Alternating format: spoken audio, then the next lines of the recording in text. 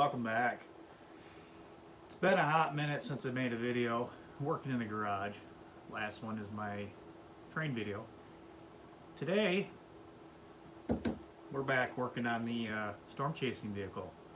I promise you Angus stuff is coming soon. I have headers, a bunch of other goodies that I ordered up. That content's kind of in the works, but this stuff's going to get out first. So today, what we got going on, as you can see behind me, is a whole mess of stuff. Basically, she needs to be washed. As you can see, it's covered in salt. That means it's winter time. But after winter comes spring. And with spring comes twisty tornadoes, lightning bolts. So she's got to be ready. Got some questions on what do I use for storm chasing equipment. And this video today, we're going to go through and kind of go over what I personally feel I like to use when I'm storm chasing. So I'll start you guys off with the basics. Couple storm chasing trips that I've been on. I've pretty much just had my phone with a weather radar app, and then I've had a weather radio for tornadoes, and then maps, like map books. You can get away with that, and you can target stuff pretty well. Also use social medias for, updates. Follow some of the big storm chasing guys, and they're pretty damn accurate on where they go. But gonna kick it up a notch, and some things that I learned that I wish I would have done, and I'm doing to have available so I can get myself in position a little nicer. So with that, we'll start here. I like to use a Uniden Bearcat scanner. It's a BC355N, and it's pretty nice. It's got private, police, fire, emergency, air, marine, and then of course the weather channel one at the bottom, and then it's got CB right there. Depending on your kind of antenna that you put on it, it'll pick up whatever range you want to pick up. I like to do rail fanning as well, so this picks up the rail fanning channels pretty well. And as you can see, I mounted it already, and I actually ran the antenna. I ran the wire back in here, then up the pillar, and it goes outside. I'll show you that here in a minute. But it's got 12 V's, and it plugs into the cigarette lighter. I actually broke the original one, so I had to kind of modify that one a little bit. But, you got a lot of those cigarette lighters laying around. Utilize what you got. So, when you plug it in, turn it on. Airport has cloudy skies with a temperature of 10 and a wind chill of -5. In Edgewater, Michigan North, no showers in the morning. Partly cloudy. It goes through and it gives you all the weather channels. There's a whole bunch of different frequencies already programmed into it. So it's kind of nice to get your watches and warnings, and if you're in danger, you're in the danger zone per se, like a good radius. I mean, it'll give you the tornado warning or severe thunderstorm warning beeping and whatnot. So it's definitely good to have for remote areas when you don't have cell phone signal.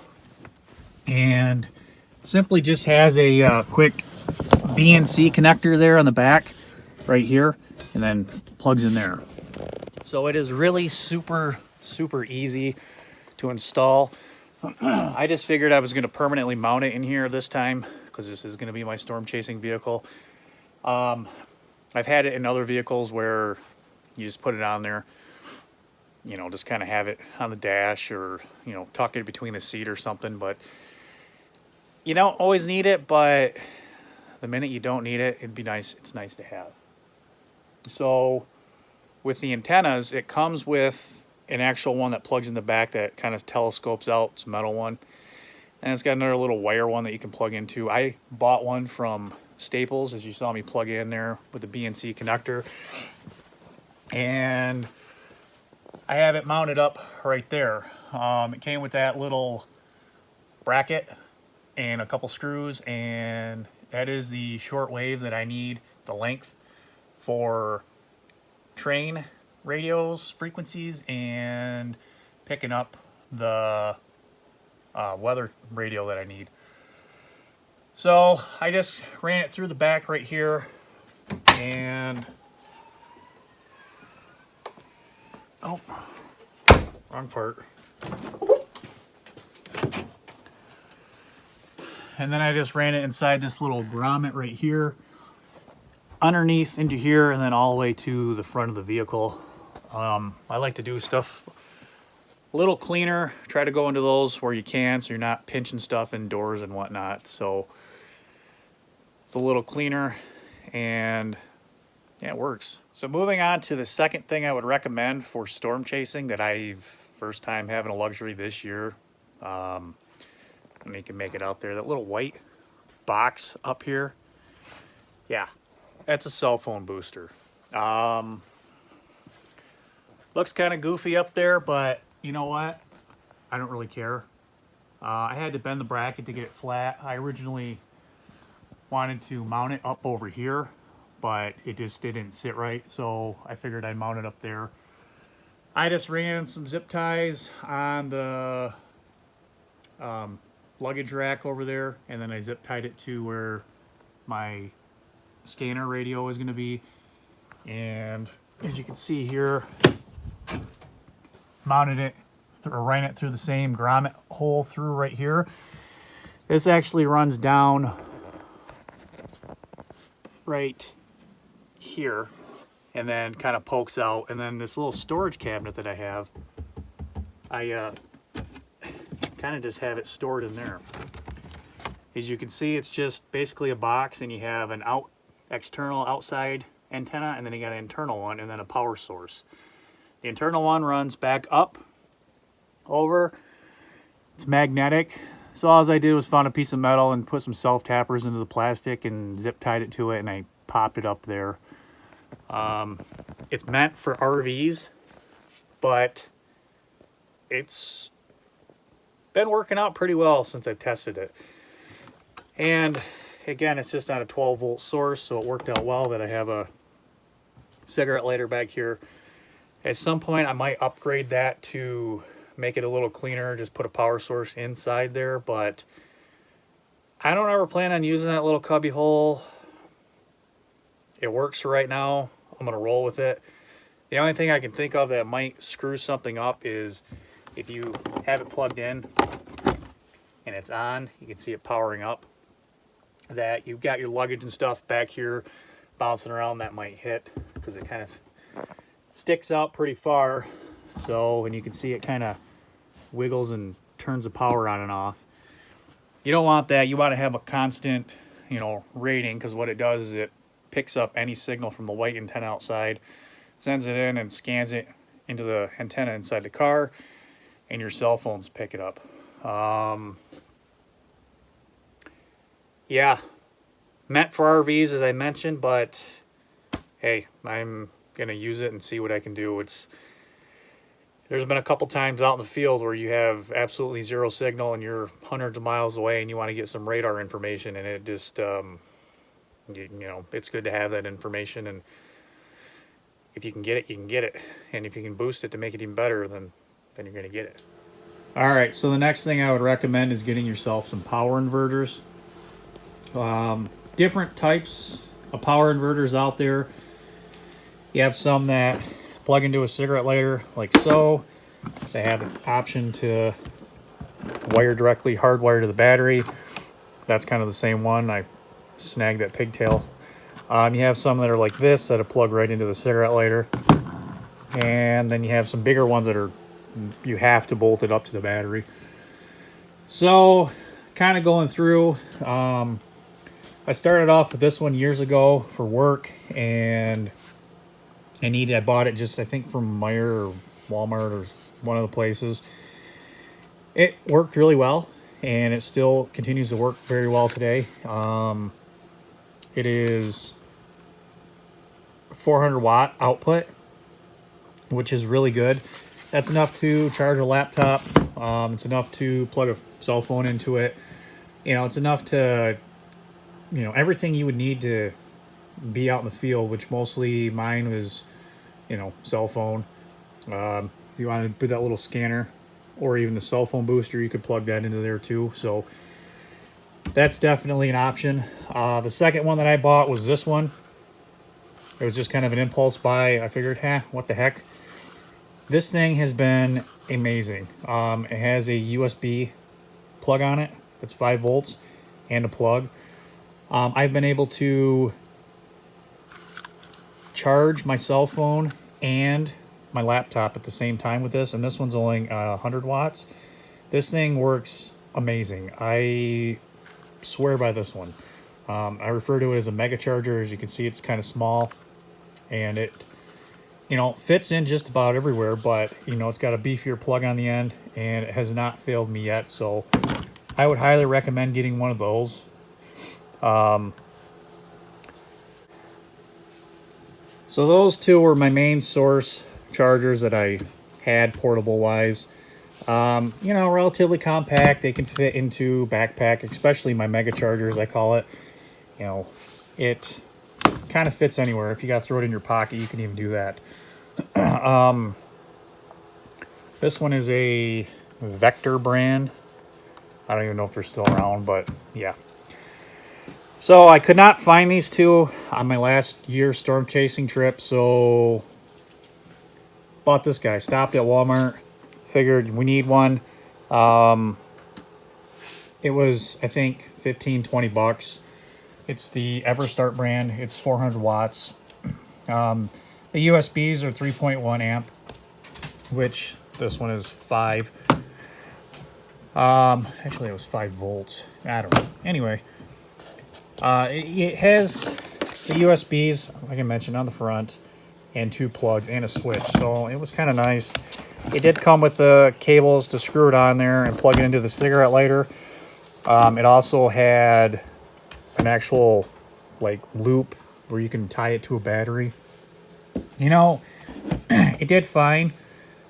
The only thing I did not like with it is when it was plugged into a cell phone, like plug your cell phone in, whether you used a cube or if you use the USBs, you'd be playing on your cell phone and you go to push a spot and it would just kind of like go crazy. It wouldn't really, I call it, it wasn't a clean charge on the cell phone. So I really don't like this one. And that could have been because I had it plugged into this. So I'm going to experiment with it a little bit more and see what it does if I hardwire it right to the battery. Maybe it'll be a little bit nicer of a charge. So I picked this guy up. It's that Harbor Freight. I think it was like 70 bucks. Bigger, beefier. It's 750 watts, 1500 watts peak. It's got 2 plugs, 2 USBs. You can run game console, laptop, computer, power tools, and a coffee maker. So this should be plenty of power. I'm actually going to mount this one in the back, underneath the back seat there. So it's permanently mounted in here. But I figure why not? Try it out, see what it does. And go from there. And of course have these kind of for backups when I'm out and about there. So probably the 4th. I ran 4? I don't know. The additional thing I would recommend for storm chasing vehicle is lighting. Yeah, you're probably like, dude, Chris, cars got lights on them. Well, they do. And when I say add lighting, I'm not talking about like your headlights and your tail light. Well, I'm talking about front lights, but it has been so dark in some of the spots that I've been storm chasing at. It's ridiculous. Some of the rain is just blinding. And people that drive in snow areas, you know, when you drive with your car and you hit your brights, it kind of looks like Star Wars. Rain can have the same effect. So I can't tell you how much lighting is just important and how it's positioned. Now, I'm not any lighting expert by any means, but I can tell you that over the years, I've had old cop cars that have had spotlights on them, and I've been able to flip the spotlights up with the headlights and just make things like 10 times better and adjust it, even in like blinding rain and stuff. So what I did was bought this guy. It's a light bar for top of vehicle. It's a 22-inch one, 3,800 lumens. Goes for 1,210 feet. Yeah. Is at Harbor Freight. Relatively low profile. And it was, I think, 90 bucks. I'm going to mount it on the roof somewhere. I don't know if it's going to go on that rack or if it's going to go on the actual roof yet. I'm going to have to unbox it and check it out. So I got this. Secondary, I have these laying around. These are some of the same kind of LED lights. Yeah. And I'm going to mount these guys, I think probably right here on both sides. So the light actually shines forward, and then you got the light bar up there. Two reasons for that. These ones I want on the fenders right here, so they kind of shine on the hood. So when I'm getting pelted with hail, you know, anything else, it's shining on the hood, so I can actually pick it up in the camera, which we'll get to that. And the light bar on the roof, just when you're driving down some of these dark, remote areas, you just have more lighting. The more lighting you got, the better. LED lights have come a very long way. They're low energy, and they're not going to put a lot of draw on your battery. So I figured, you know, why not? They have larger ones that are more lumens. They got one that's double the size. I mean, it's 54 inches. So that's, you know, that would have went across the whole top of the, you know, from there to there. That's about 5 feet, 54 inches. Something like that. No, 60. I don't know. Math is hard today. But anyway, that should be plenty enough for me, for what I want to accomplish. So we'll see. Especially with my additional side lights. Alright, so the last piece of thing that I can say to have is going to be, you're out there chasing, storm chasing, you want to have cameras. You want to be able to record what you're seeing and chasing, and, you know, be able to record it and post it to YouTube and be kind of cool. So I recommend these. They are a dash camera. They're meant for like vehicle, people driving and get into an accident and they get bumped, and they'll actually freeze the recording, and then all you do is you pull the SD card out, and then you can take it to the police and be like, oh, this is what happened in the accident. So these are about $100. I have 2 of them. They are amazing. They're 1080 HP. The name of it is Rexing. When it's on, you can see the little display on here. You got a couple other options down here to do. The original mounting bracket, I lost it, so I just used some Gorilla double-sided tape, which worked phenomenal on my windshield. In the Denali, I just had it up right here. You can put these wherever. They're compact. I mean, the camera actually adjusts. You can adjust it from while it's in there. Sound quality is incredible on them. I'm shocked, to be honest, but these work out really well. They run on, again, a cigarette port, lighter plug that has a USB in case you want to, you know, charge your phone or whatever. And they got a very long. So you can run it basically anywhere in your car, and then it's the old school, whatever, the macro, it's that USB port that plugs into the side of it. Last I bought these was like 5 years ago on Amazon, and they were like $100 then, so they're probably cheaper now. You do have to get one of the micro SD cards that slides in there. You have to go through and flash it, but for what I got into this and a SD card, you know, you'll be cheaper off than buying a GoPro. Of course, this is going to be constantly mounted in the vehicles, but hey, what am I recording on now? I got my cell phone for my secondary camera and whatnot. So that's just what I like to use for the action. I mentioned I got 2 of them. One of them is going to get mounted up by my rear view mirror. And then I think the second one's going to get mounted somewhere on this glass. I got to strategically place it so the wiper, when it's going, will actually clean and capture what I'm seeing from behind, because stuff doesn't always happen in front of you. It happens all around you. So you want to be able to record what you're seeing all around you and, I don't know, do whatever you want with it. So that's kind of what I use for storm chasing. I've collected stuff over the years. It works for me. It might not work for everyone. I thought about I'll bring my laptop, of course, but in the grand scheme of things, I'm not really one to be on my laptop while I'm driving. And, you know, I have people with me they could be on their laptop. Right now, I don't see the need for it. I just use my app on my phone. I might use my Kindle Fire and then have my hotspot going to run that thing so I can have like another navigation setup. But I mean, if you got a smartphone these days, you have radar, you can have your maps, and you can have your camera, you can have a whole bunch of stuff as long as you got signal. So with that being said, all these electronics running inside the car, you kind of know where I'm getting at with needing to have power inverters and some of the other little odds and ends that you get into. You want to make sure you got proper charging. You want to have a good battery. And just make sure all your wiring is good.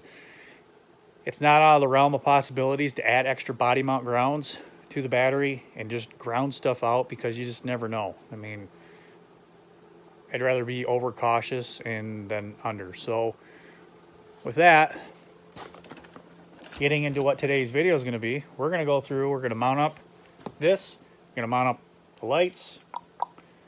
I got some self-tappers. We're going to add some random grounds through the Trailblazer. Probably part 2, have these little springies. Those springs are going to go back somewhere on the gas cap door, because I drive down the road and it kind of just does this. Fun. Lastly, we'll get into stuff for an oil change and gasket. Donut gasket underneath by the catalytic converter's leaking. It's getting loud. I've known it for a while, but we'll get into it and see what it does. And then trying out some of this new synthetic 20,000 mile oil. High mileage too. No, it's not. It just says advanced synthetic. But it's 20,000 miles. So we'll check it out. We'll check out the Bearman's treatment, see what kind of anything we got in the motor once we drain that. So that'll be in part 2. I don't know where it's going to cut off and what's going to go, but get into it. So when you flip up the back seat on the Trailblazer, you got plenty of space to mount stuff underneath the seat. It does have this auxiliary fuse block here, which in our case we're lucky. It's got a positive lug right there. So mounting the blah blah blah blah, whatever this thing is, you know, power inverter. This guy, the Jupiter. Mounting this back here, we have options. Kind of what I'm settling on is about right there, a little straighter. But when the seat comes down, hang on, hold it. There we go. When the seat comes down, it's under there. It's kind of protected from the weather. It's got plenty of breathing space underneath there for heat. You know, all the good. The only thing I wonder about is this little chunk right here. It's got a little connector in there, underneath there. I don't know what that's for. We'll just go ahead and act like it's still there, but we mount it somewhere in that ballpark. We should be good to go. Just kind of, I don't know, call it good. I do see there's a wire. I don't know if you can see that right there. So if we go to sink some self-tappers in the floor there, we'll have to make sure that they're clear. Okay, a little change of pace. I mounted it up back here, and I just ran the wires down there. Decided to use the cords that they came with. Couldn't really get a good spot over there for lengthwise. There were some other wires that were under the carpet I didn't want to really mess with. So back on the back of the seat it went. The wires fed through here. They do have the little alligator clips on them. I'm going to snip those off and get a lug. Ground it out here, or I don't know, I'll ground it out somewhere. And then get another lug for this one to hook up to that. Did hook it up, did work. So right now I'm just kind of got it tucked in there for right now. And go from there. So moving on, we're going to start with doing some lights. Well, here's what I got new. This thing is mounted up there, and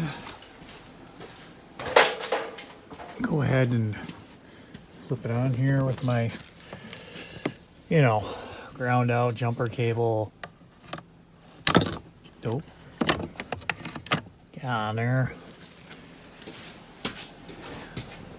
Yeah.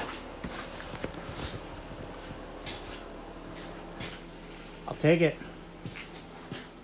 So what I'm going to end up doing is I'm going to run the wire back through the back side of it. And I'm going to hook it up in the same spot where the power inverter is.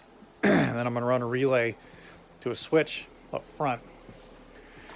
And then that switch is going to be ground for the relay. So that way if it gets pinched or something, it's not, too bad and whatever. The other thing I was thinking of is these lights. Yeah. These guys. Putting them up like right there for some additional wattage in your face, lightage, maybe do a little anglage, downage. I don't know. We'll see. Probably, because I want something to do with them, to do something with them. Okay, so as you can see, I got light, big light, and then little light. I can't really, without it going, so you guys tell me if it comes on.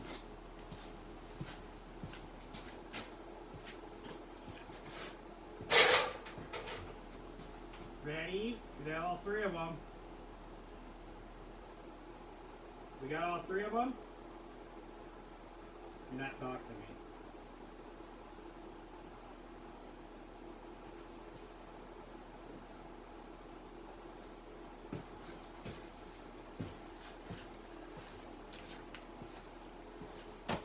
That's where I'm at.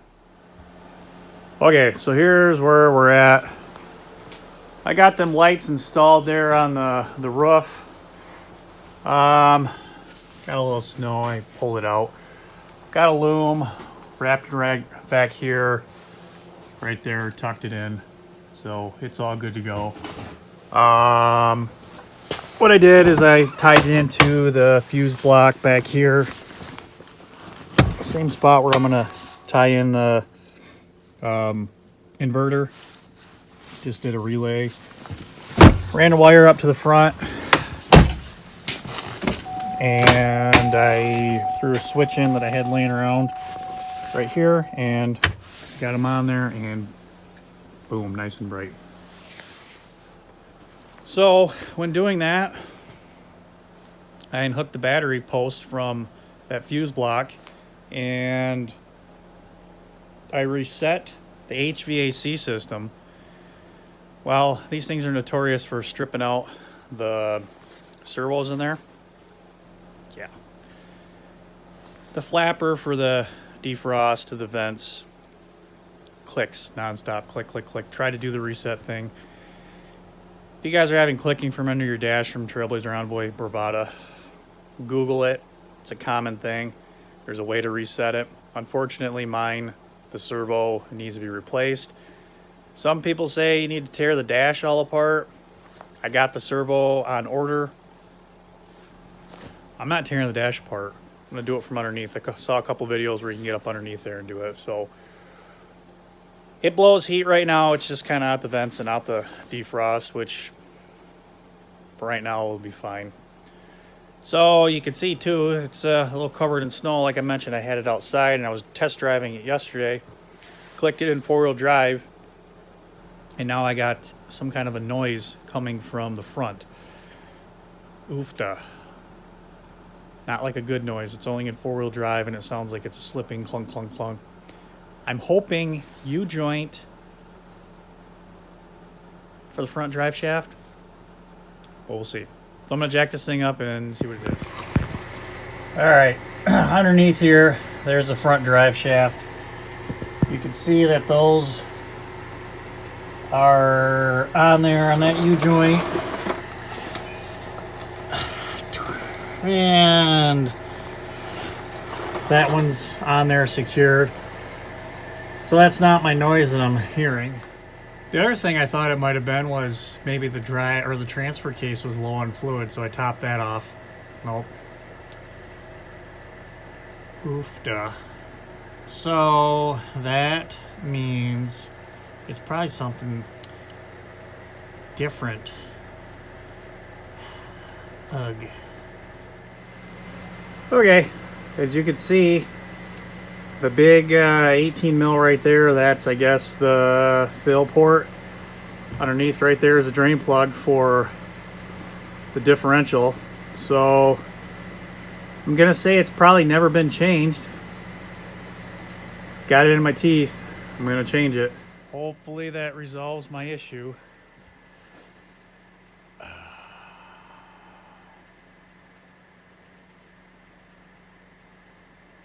If not, I guess we're going with figuring out whatever we needed to figure out. So it's a 13 millimeter drain plug right here underneath the driver's side of your Trailblazer. You can see. You can see that I got it out, right? But I got no fluid. Huh. I wonder if that is maybe my problem. Interesting. So, this sucks.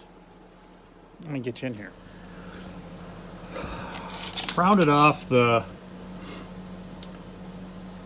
nut, bolt, thingy, right in there. Tried to get in there with some heat and knock it off. Didn't work. Tried the vice grips, didn't work. So now I'm on to, I welded on a bolt to it because it is a iron. So we'll try to round it out like we did with the exhaust manifold studs on that LS. Maybe it'll work. Maybe. I don't know. Let's find out. Okay, underneath we go. I got my good old 14 millimeters. That's how it fits on there. All right. Okay. Get on there a little bit more. There we go.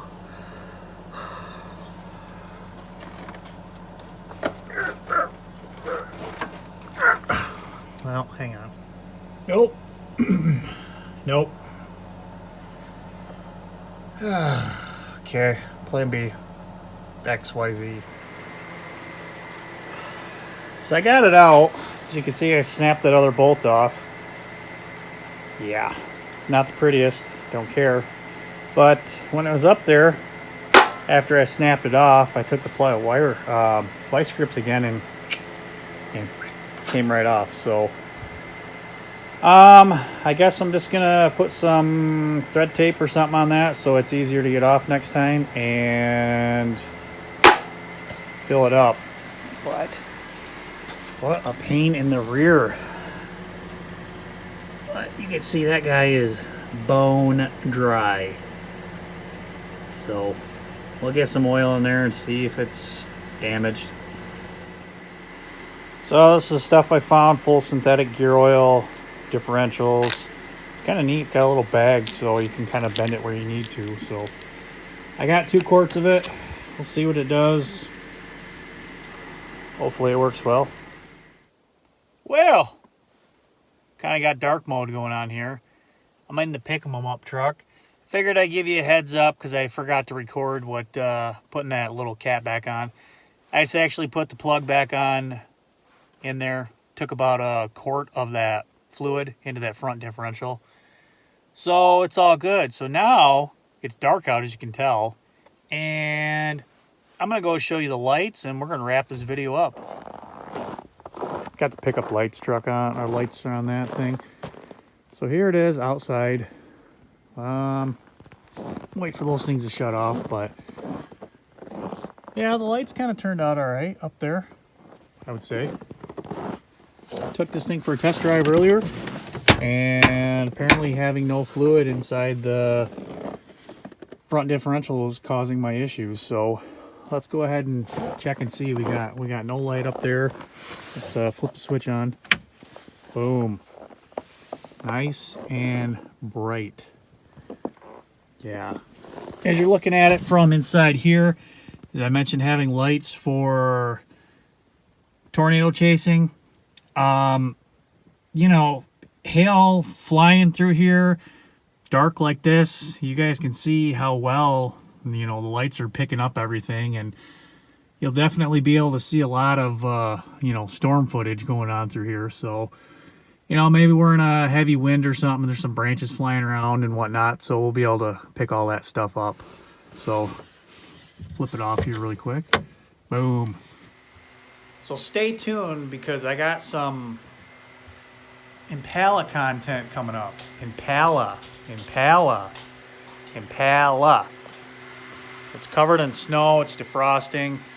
We got some water leakage in the trunk, so you guys aren't gonna wanna miss how I fix that. So stay tuned. So that's gonna wrap this one up. Thanks for watching. Stay tuned for, I got some other stuff to do. We got the oil change done, front differential fluid cap figured out, filled, power inverter installed. We didn't install the camera yet. I'll get there. What else did we do? Got those lights put on the top, so definitely a lot of stuff. But we got to do those cameras yet. We got to do the hail safety system, which I got the box right here. I got a volleyball net. I'm going to use that in pool noodles, but haven't really figured out what I'm going to do on that. So once I get that figured out, I'll record it, do another part. And then we'll be off to storm chasing in the Trailblazer and see how much kind of activity and beat up this thing gets. So appreciate everyone for watching. Thanks. If you haven't subscribed, please do so. Click the little bell icon that's here, or it's maybe up here, or it's somewhere. Do that. Want to thank all the new subscribers that I've gotten to the channel. Thanks, and we'll catch you on the next one.